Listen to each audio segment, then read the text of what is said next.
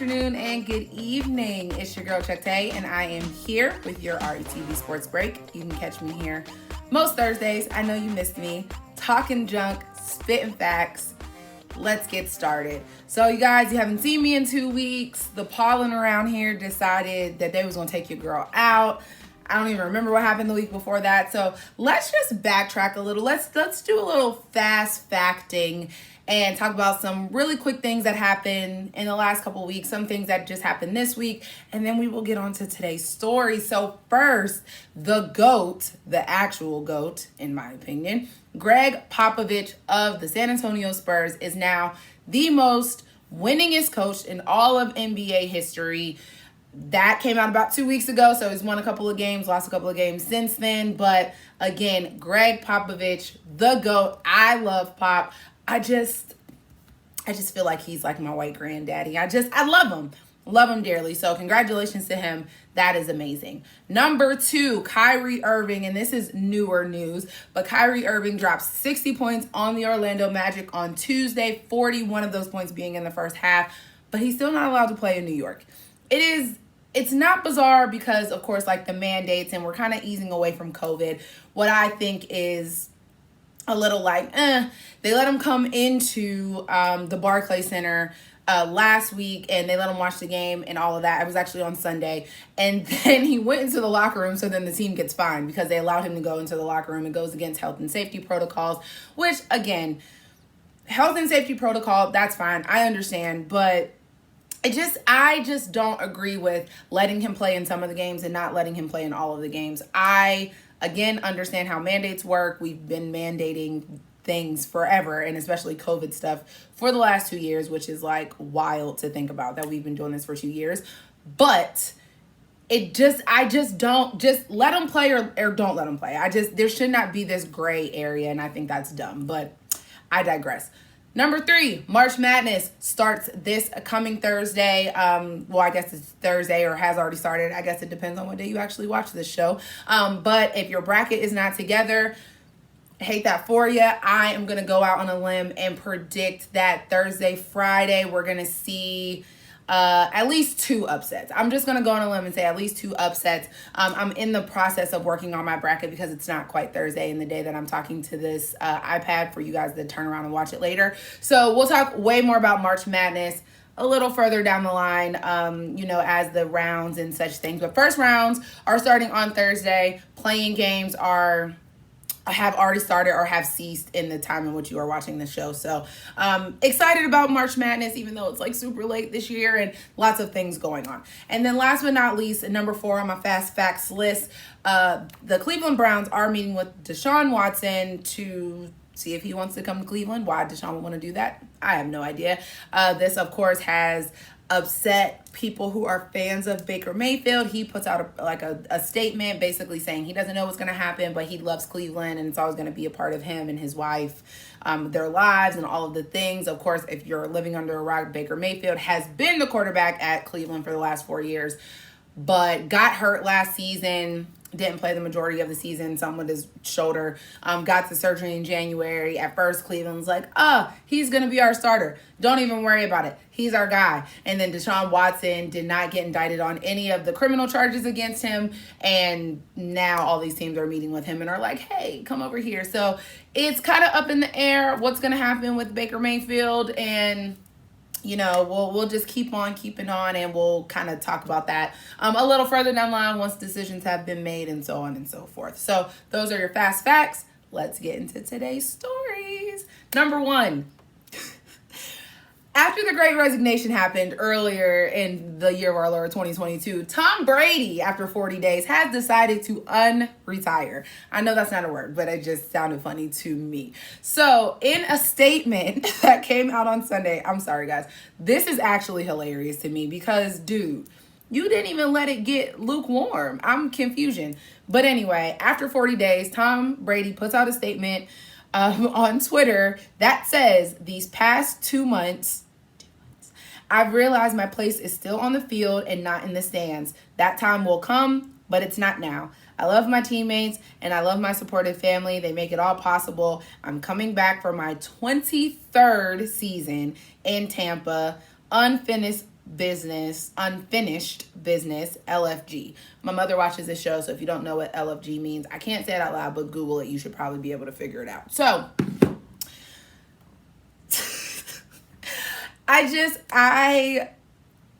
I feel a couple things. One, I feel like Tom Brady is now the Jay-Z of football because you left and now you came back, and it's like, when does it end? I also feel like Tom Brady is like that person that went to prison for like 30 years and then they get out and they like don't know what to do as like a regular citizen and not like a ward of the state, if you will. So also 40 days, dude, like, I don't know. It's so funny to me. But he is returning to Tampa. Of course, Tampa is going up. Of course, it is making the girls a little tingy. I don't know what the word is, but the NFL, ESPN exploded over the weekend with this one. And I'm kind of interested to see what happens, how some strategies change across the NFL as we start to progress towards football season yet again. I'm not that I think he lost it in 40 days, but I'm interested to see if he just wants to see if he can go out on a Super Bowl win, and then let's just say in a perfect world, of course, the Bucs win the Super Bowl next year. I'm interested to see if at that point he's like, okay, I'm done for real this time. So we just have to see. That's all I can say. Next up.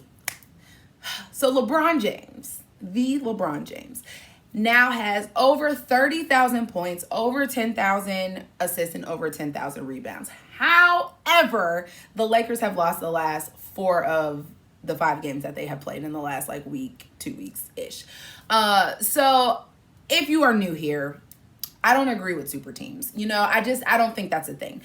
And I feel like a lot of muscle and money and all of this stuff went behind getting this Lakers super team together with, of course, LeBron James and then Anthony Davis, now Carmelo Anthony, Russell Westbrook, and all of the people, right? And they are getting blown out. Just like lost by 40 points here, lost in overtime here. It is just abysmal. Now, really, the Lakers are probably still going to make the playoffs. They're just like 10-ish games away from 500. If we had to, see the playoffs at this particular moment, they would be in a play-in game. 9 times out of 10, they're going to go into a play-in game no matter what. But it's just like the Lake Show ain't laking, okay? The math ain't mathin'. For the fact that y'all on the low are very stacked. Y'all also don't seem to have an answer for like anything in the West right now. I mean, you never really had an answer for Steph Curry. No one really has an answer for Steph Curry, right? But like y'all lost to the Clippers. The Clippers, who a lot of the time, even I personally forget is a team that exists. And then what are you going to do with like your Utahs and your Denvers of the world, okay? So we're going to obviously continue to watch this. Playoff time is slowly creeping up on us. So we're going to see what type of season they end up with, what type of seed they end up with, if it's going to be a playoff play-in game, which most likely it is. I just feel like this should be the time where the league as a whole, the Lakers, other players who are thinking about making moves, like, you don't go to the mountain in such a way, right? Don't stop looking for these super teams, for your big threes, like not in a purposeful way like this happened, right? All of them purposely went, like, I can't even think, maybe Carmelo Anthony, but like when you think of these super teams, or at least when I refer to them, it's the players that are purposely joining, not like, oh, I got traded over here and it just so happens to be that that's where LeBron is. No, they're purposely trying to get over there and form these teams. But it's like I said last year, this is not going to click like y'all think it is. There's too many chefs in the kitchen. Too many. You got Gordon Ramsay, you got Bobby Flay, you got the chick with the crazy mohawk, you got Rachel Ray, all of these cooks in the kitchen, and now we have conflicting dishes. And now y'all are 29 and 39, or at least at this moment you are. So Interested to see what happens. Russell Westbrook hasn't quite had it in the last couple of weeks, maybe like the last like 3-ish months, something like that. He's not really playing that well. Honest to God, I forget Carmelo Anthony's there sometimes. Anthony Davis, he is like Mr. Glass, and every time I turn around, something is broken or sprained or bruised or whatever. So I'm just interested to see how the rest of the regular season plays out there. I believe it's going to be a chilly day in hell before they won another chip. It's not going to be this year. It's just not. So again, we will see what happens. Last but not least, in our top story today, Brittney Griner. So again, if you've been living under a rock or if you have not been watching TV or perusing on Facebook, Brittney Griner, one of the most dominant players in the WNBA at this particular moment, has been being held in a Russian prison for at least 30 days at this point. What they are saying is that supposedly she went through an airport in Moscow and had some vape cartridges in her suitcase, in her carry-on or what have you, and that they were filled with cannabis oil is what the story is being told. From my understanding, that's not 100% confirmed yet, but that's what they're saying, why they are holding her, why she's been detained. And then nobody has seen her for something like 30 days. And I find that to be a problem. I have a lot of problems with this story. Of course, again, with this whole Ukraine and Russia situation and how it's impacting literally everybody at this point. It's not super great that she's being held in a Russian prison. I mean, that wouldn't be great on a regular day, but in the midst of what's looking like World War III, it's extremely not good. The fact that we haven't seen her, no one has seen her, I find a major problem with, because again, Russia is not known for being sweet and warm and fuzzy.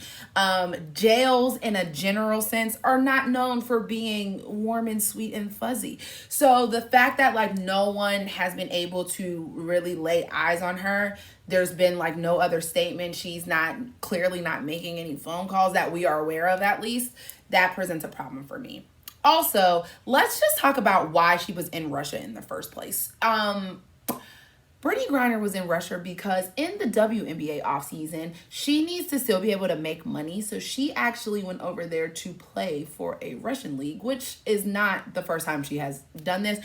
Not the first player in the WNBA who has had to do this. So that brings up the problem for me is, why don't y'all pay them girls? Pay the women. Why don't y'all pay them though? Pay them more. There is no reason why NBA players or any male anything player, right, is able to just play their season and then just be home. Of course they do other things, but for the most part, they're home. LeBron's out here shooting movies. Zach LaVine's in a Mountain Dew commercial. Why are they not receiving a quarter of the recognition and accolades and money that their male counterparts are receiving?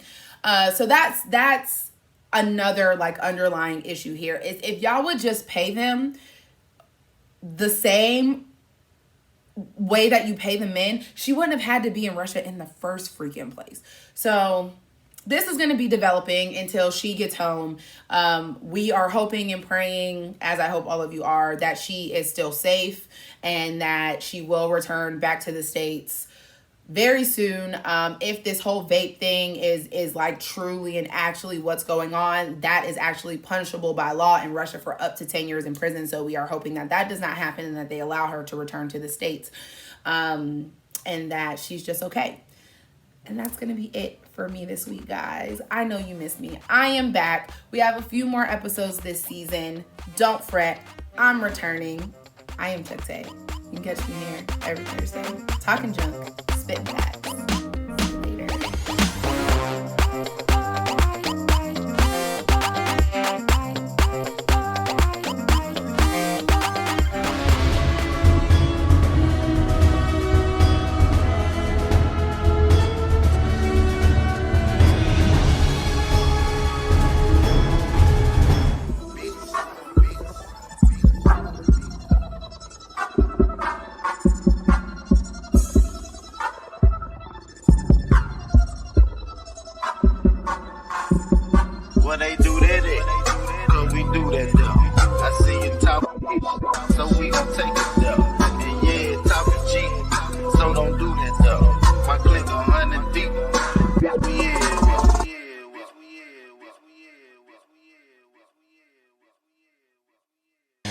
is Tyron and Nicole with your weekly RETV news break. Each Thursday at 12 noon Eastern, we'll come to you with the latest news, trends, and more with a positive spin. We know there's a lot of positive news that doesn't get reported, but we want to give you the opportunity to share your story here on RETV. If you have a positive news story you want us to share, you can submit your story to news@re-tv.net. Don't forget to subscribe to the Relationship Entertainment Television YouTube channel. Download the new RETV Live app on your mobile device and follow Relationship Entertainment Television on your favorite social media platform. Don't forget, make sure you tune into the RETV News Break each Thursday at 12 p.m. Eastern. Until then, be blessed and be great.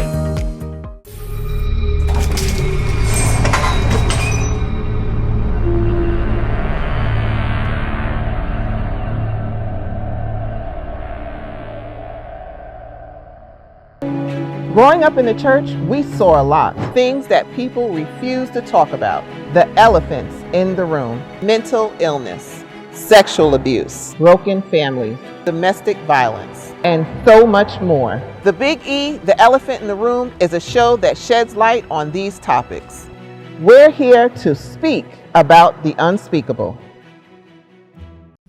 Hey, it's your girl Tia Robertson. I'm the host of Entrepreneur Insider.